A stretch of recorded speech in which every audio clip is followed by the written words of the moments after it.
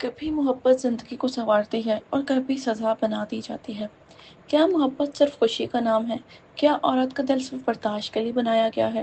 اور کیا طلاق کے بعد عورت کے لیے زندگی ختم ہو جاتی ہے یا وہیں سے اصل کہانی شروع ہوتی ہے؟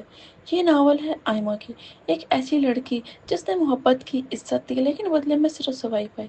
جب شوہر نے طلاق دے کر اسے تنہا چھوڑا تو وہ عورت جو کل تک کمزور سمجھی جاتی تھی آج سینہ تان کر کھڑی ہو گئی۔ یہ کہانی ہے ایک ماں کی جس نے دکھ جھیلے مگر اپنی بیٹی کے لیے روشنی کا چراغ جلایا۔ یہ ناول صرف جذباتی نہیں بلکہ ہر اس عورت کے لیے ہے جس نے کبھی خود کو کمزور سمجھا۔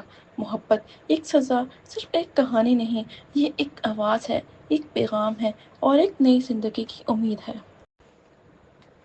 لاہور کی خنک صبح، خاموش گلیاں اور ایک پرانے گھر کی بالکنی میں کھڑی آئمہ اپنے دل کے شور کو دبانے کی ناکام کوشش کر رہی تھی۔ امی کی طبیعت دن بدن خراب ہو رہی ہے اور میرے پاس کچھ بھی نہیں ہے، وہ بڑبڑا رہی تھی۔ آئمہ 24 سال کی خوددار اور سنجیدہ مزاج لڑکی جس کی آنکھوں میں بے شمار خواب تھے، لیکن زندگی نے ان خوابوں کو تعبیر سے پہلے ہی توڑ دیا۔ ان کا باپ 1 سال پہلے دل کا دورہ پڑنے سے دنیا چھوڑ جا چکا تھا اور ماں کئی سالوں سے ذیابیطس کی مریض